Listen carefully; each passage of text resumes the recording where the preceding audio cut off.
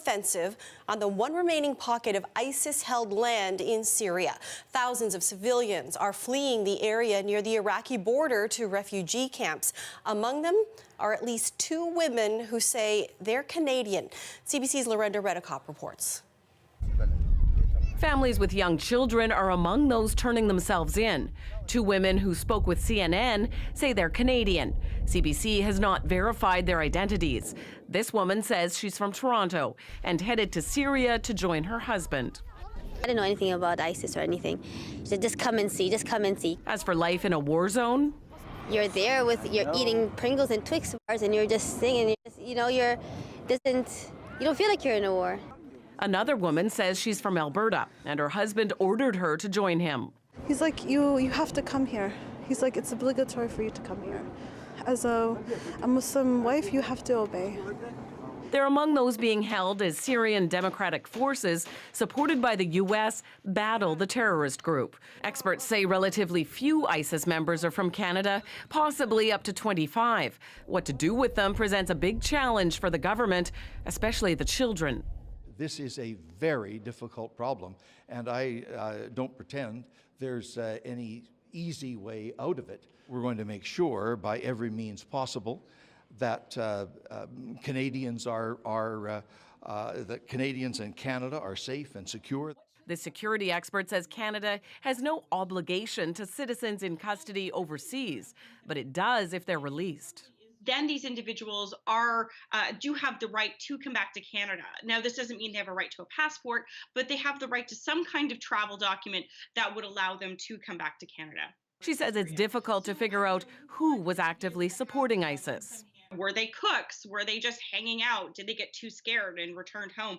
Or were they actively taking part in the fighting that's going on? And the problem is it's hard to know to get good intelligence. That means the government will need to be prepared for a range of different types of supports, including mental health.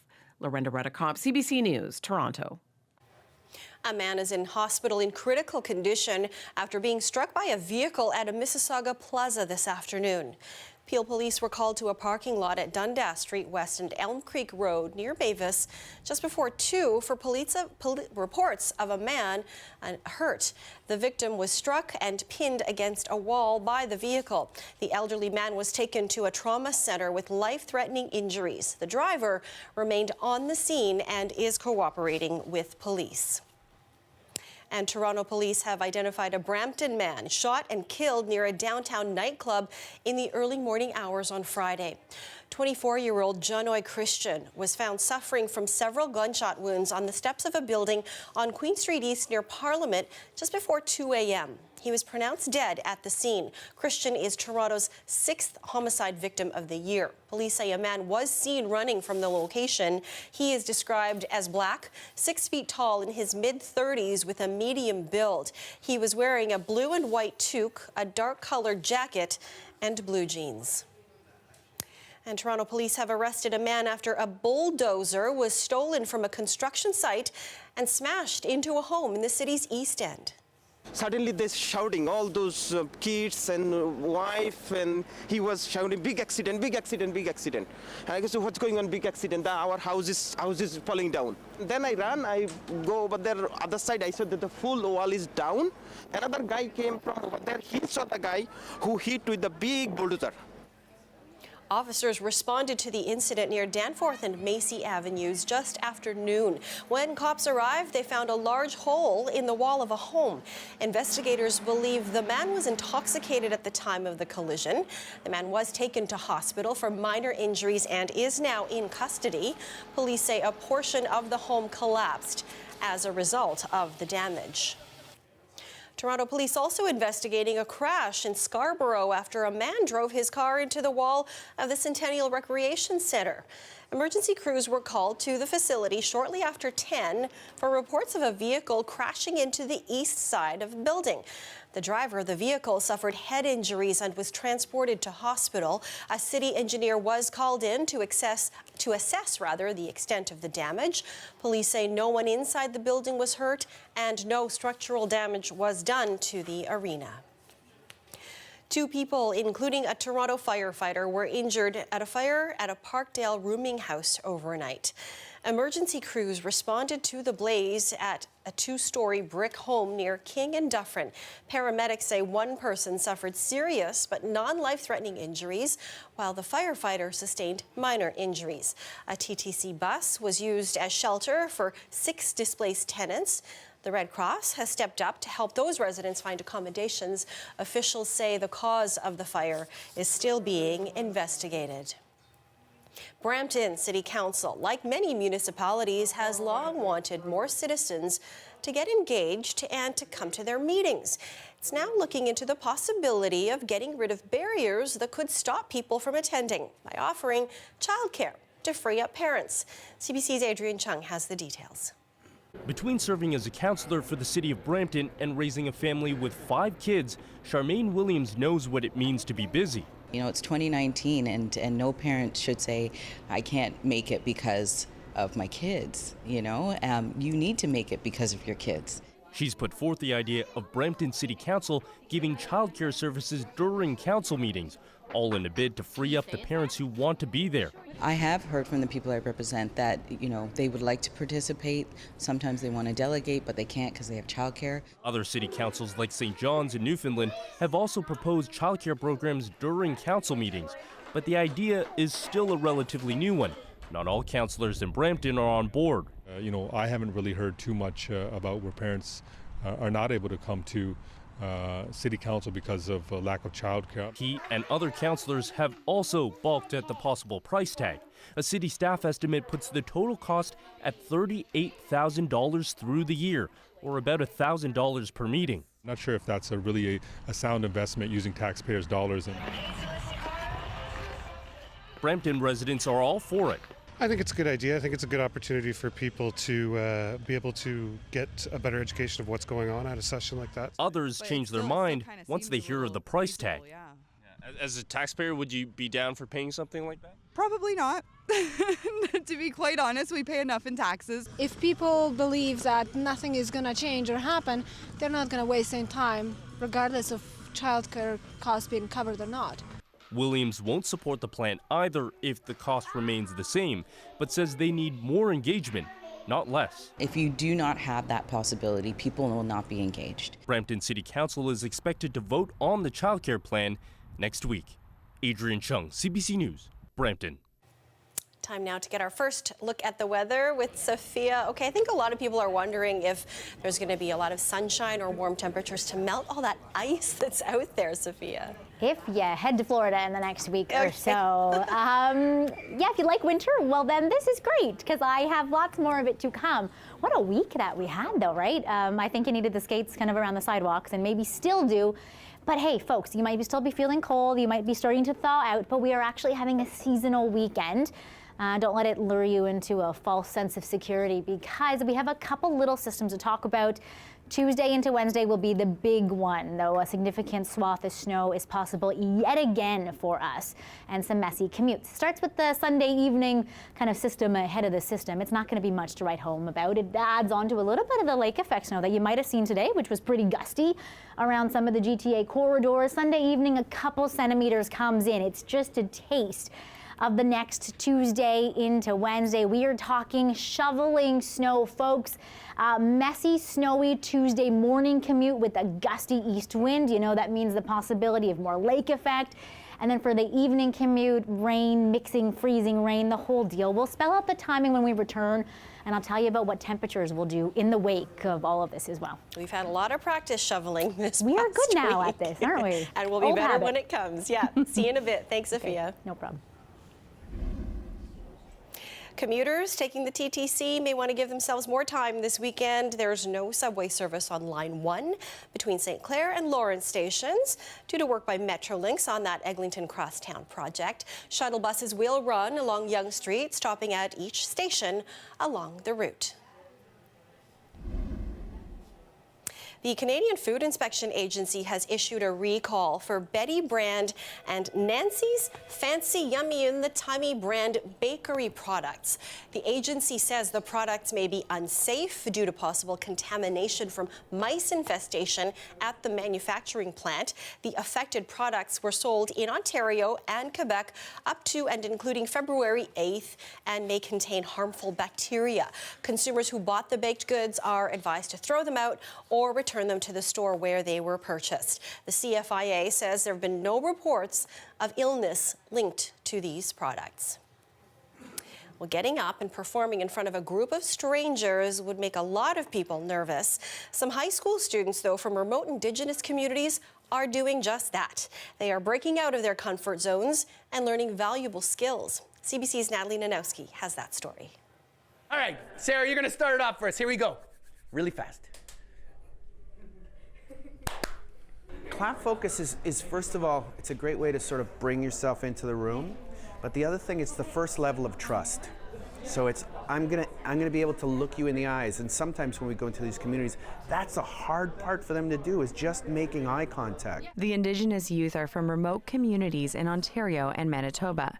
They're part of a year-long program called Outside Looking In, and they get a high school art credit at the end. Outside Looking In is a national registered charity that empowers Indigenous youth to thrive through education and the transformative art of dance. Together they're going to learn skills to prepare them for the workplace and for the next steps beyond high school graduation. Each of the 33 students is paired with a mentor who has some of the skills the student is hoping to learn. I actually just recently moved back to Lac La Croix, so it's pretty isolated reserve and there's not much to do down there, so I'd say that this is helping me in a way that, I don't know, just... When 16-year-old Rio Walton reached out to his mentor Jessica Shute, they realized they have a common bond. They're from neighboring communities about 3 hours north of Thunder Bay. We actually attended the same high school. Yeah. Through letters and emails, that bond got stronger. I'm very impressed with how open and how self-aware that Rio is. It's quite impressive, and if I reflect on myself at that age, very, very different. And Rio got to put some of that confidence to the test. Everyone flew to Toronto for the weekend to attend a special public speaking and improv course at Second City. And by the end of the day, you can see them opening up and they're talking and they're like engaged, and I love to see that. At the end of the school year, the students are going to apply everything they've learned for a final dance performance.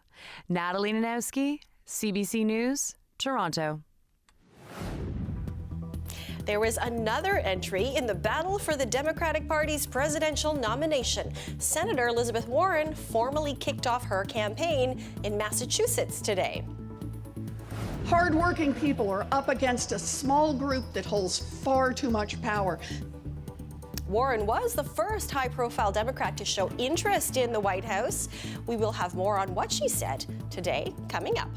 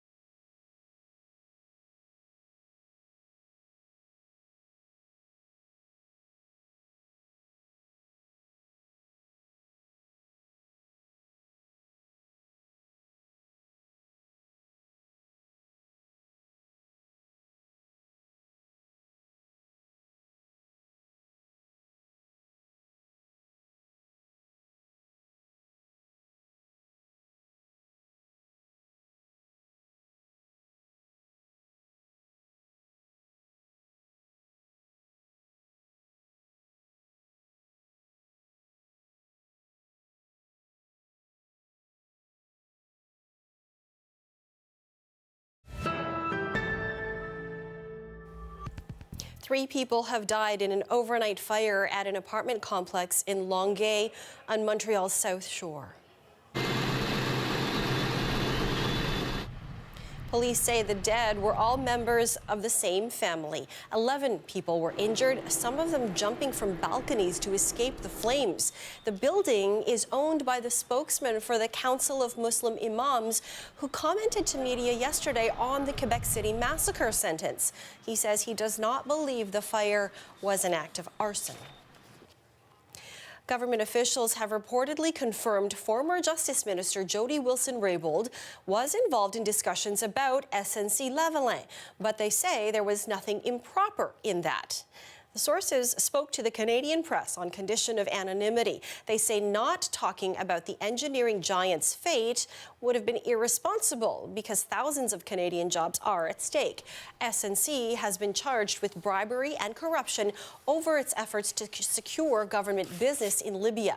The opposition wants an ethics investigation after reports Wilson-Raybould was pressured to help it avoid criminal prosecution. The already long list of Democratic presidential hopefuls got even longer today. Senator Elizabeth Warren made it official, declaring her candidacy for the Democratic nomination. She called on Americans to join her in taking apart what she called a rigged system that favors the wealthy and powerful. CBC's Melissa Kent has more. Please join me in welcoming the next President of the United States of America, Senator Elizabeth Warren. The symbolism was everywhere, from the high-profile backing of Congressman Joe Kennedy, the latest representative of America's most famous political dynasty, to the music, the upbeat 9 to 5, about challenged but empowered workers. Elizabeth Warren's message was all about the fight against the racial divide, the financial divide, and divisive politics. The man in the White House is not the cause of what is broken. He is just the latest and most extreme symptom of what's gone wrong in America. Warren is a former law professor turned senator. She's been dogged by a controversy over ancestry and had to publicly apologize, saying she confused having some Native ancestry with identifying herself as Native American. Donald Trump was quick to jump on it. They call her Pocahontas. Warren has frequently sparred with the populist president. During her speech today, she called his administration the most corrupt in living memory and said she wants to shut the revolving door between Wall Street and Washington. I'm not taking a dime of PAC money in this campaign. I'm not taking applications from billionaires who want to run a super PAC on my behalf. And I challenge every other candidate who asks for your vote in this primary to say exactly the same thing. And that list of candidates continues to grow in numbers and diversity. The real frontrunners won't start emerging until the primaries next year. Lots of time for things to get contentious. I've been struck, frankly, at how well all of my different colleagues who are running for president have been able to handle the challenge of continuing to work together in the Senate. How long do you think that lasts? I hope months, maybe even years. We'll see. The most important quality, according to Democratic voters, is the ability to beat Donald Trump in 2020. Many polls showed Joe Biden, who has yet to say whether he'll run, leading the pack. Melissa Kent, CBC News, New York. Women could be the center of attention and hardware at tomorrow night's Grammy Awards. That would be in stark contrast to last year, when a dearth of female nominees and performers resulted in an uproar and calls for change. Yelena Adzik has that story. The stats are stark. For the past 7 Grammy ceremonies, women made up less than 10% of nominees. And last year saw just one woman win a solo award on the air. Well, what about this year? New rules were put in place to address the inequality, so let's take a look at the prestigious category of Best Album of the Year. It does appear that the move to increase the number of nominees from 5 to 8 has widened the playing field. Included in the category, rapper Cardi B, hip-hop stars Janelle Monáe and Her, her, as well as 2 singer-songwriters in the country and folk spheres, Casey Musgraves and Brandi Carlile. But they're up against chart blockbusters Drake, Kendrick Lamar, and Post Malone, so it's not a guarantee that a woman will win in this category. Now, that said, a similar increase to the number of possible nominees in the other major categories of Song of the Year and Best New Artist also resulted in more women nominees, so we'll know soon if that leads to more wins.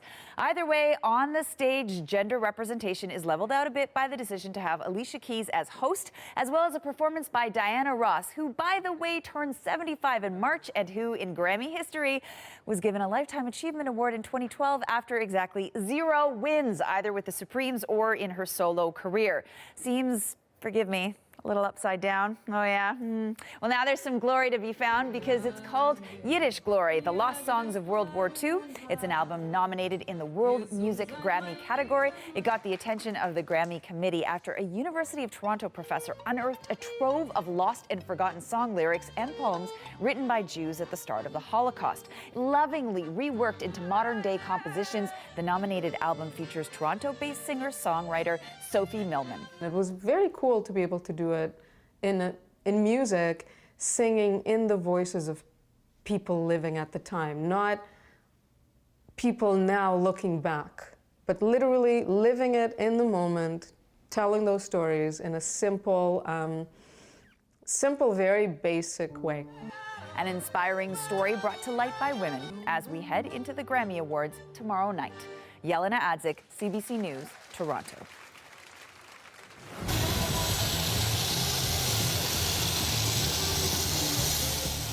Beautiful ice sculptures are on display in Yorkville this weekend for the 14th annual Ice Fest. We will take you there after the break.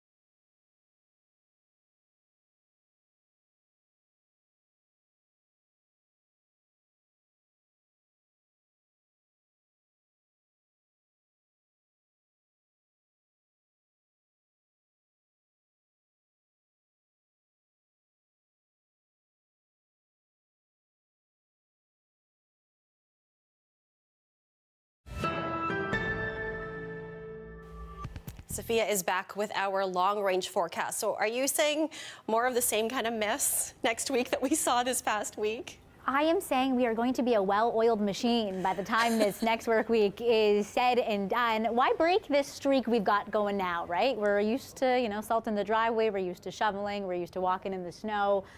We are a hardy folk, and we're actually getting a lot of reports right now of what seems like some pretty heavy, frequent blowing snow around parts of the GTA. It's all lake effect squalls, folks, off the Georgian and the Huron shores. It should dissipate in the next couple hours and get a lot weaker, but some kind of tricky driving on some of the major highway corridors around the GTA, including the 403 and the 401 right now. And then why stop is the message I present to all of you, because Sunday evening into Monday is the next little taste that we get. Just a couple centimeters, no big deal, right? It's the leading edge of the next bigger system that is still waiting in the wings to gain some momentum. So this is a Sunday into Monday story, just a quick kind of moving flurry type story. The bigger picture, though, the main show is going to be Tuesday into Wednesday. Let's spell out some of the timing for you, because you want to know what this means for both your Tuesday morning and your Tuesday evening commute. Tuesday morning, gusty east wind. It will mean heavy snow, blowing snow, and the possibility of lake enhancement by the time we get to Tuesday evening. So does that rain, snow, and mixing line. That will be sort of the messy treat you will have through your Tuesday evening commute. By Wednesday morning, we are talking gusty wraparound wind and the potential of more snow. This will be significant shoveling snow, but the good news, if you're getting a lot of snow, you're not getting absolutely frigid temperatures. We've got a seasonal week finally to look forward to, maybe even a little bit above the freezing mark. Which might make us appreciate winter a little bit more. Thanks, Sophia. You're welcome. Well, and here's one way to do it. Families and people of all ages flocking to Yorkville this weekend to check out the pretty impressive ice sculptures at the 14th annual Bloor Yorkville Ice Fest. The sculptures are on display today and tomorrow in the village of Yorkville Park. The event's free, with ice carving demonstrations happening through the day.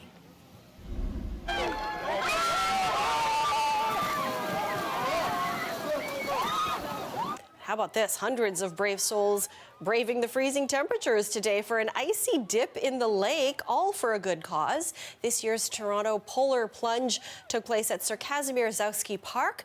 All funds raised go towards the Special Olympics Ontario 2019 Invitational Youth Games happening in Toronto this May.